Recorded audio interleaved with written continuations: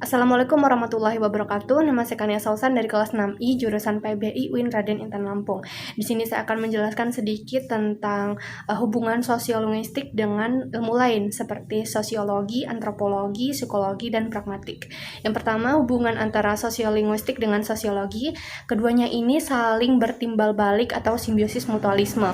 Karena bersosialisasi tanpa bahasa tidak akan bisa, begitupun sebaliknya, bahasa tidak akan bisa diterapkan tanpa bersosialisasi. Contohnya adalah dari sosiologi ke sosiolinguistik. Bisa kita lihat dari fenomena dari diri kita sendiri sebagai mahasiswa, yang mana ketika kita di akhir semester nanti mengharuskan melakukan penelitian di mana sebagai syarat kelulusan sarjana.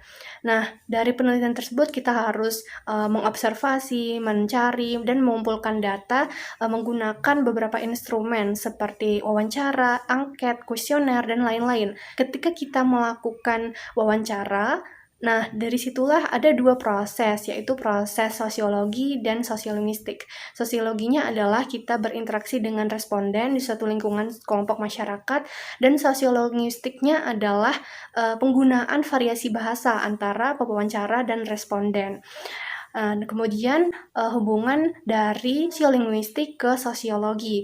Bahasa yang diteliti melalui sosiolinguistik adalah sebagai instrumen utama sebagai pengembang pengetahuan bidang sosiologi. Nah, tidak hanya itu, ilmu lain seperti psikologi ini sangat berhubungan erat dengan sosiolinguistik. Yang sudah kita tahu bahwa bahasa yang digunakan oleh setiap individu dapat merepresentasikan kejiwaannya. Di dalam psikologi juga diketahui bahwa wanita dan laki-laki memiliki kejiwaan yang berbeda. Seperti ketika dihadapkan masalah, wanita cenderung menggunakan perasaan untuk mencari solusinya. Lain halnya dengan laki-laki yang cenderung menggunakan logika untuk mencari solusinya. Nah, dari sini juga dapat dikaitkan dengan penelitian sebelumnya oleh para ahli, yaitu bahasa dan jenis kelamin, bahwa wanita cenderung menggunakan bahasa standar dan kata-kata sifat seperti cantik, indah, lucu, gemas, dan lain sebagainya. Lain halnya dengan laki-laki yang cenderung menggunakan bahasa yang frontal, jelas, dan tidak basi-basi. Nah, kemudian hubungan sosiolinguistik dengan antropologi. Antropologi adalah ilmu yang mempelajari tentang seluk-beluk manusia yang sangat terikat dengan kebudayaannya di lingkungan suatu kelompok masyarakat. Manusia harus memiliki skill komunikatif karena kebudayaan di dalam antropologi dapat diterjemahkan atau dapat dibahasakan menggunakan bahasa. Contohnya adalah budaya dari suku Palembang adalah tari gending Sriwijaya, yang mana jika orang awam pasti kebingungan dan tidak mengetahui apa arti atau makna dari gerak-gerik tarian tersebut.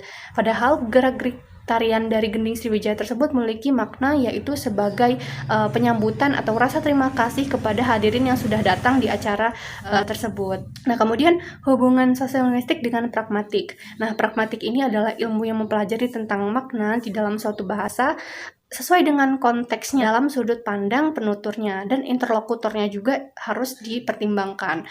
Nah, sosiolinguistik ini adalah sebagai alat untuk meneliti variasi bahasa di dalam suatu pragmatik tersebut.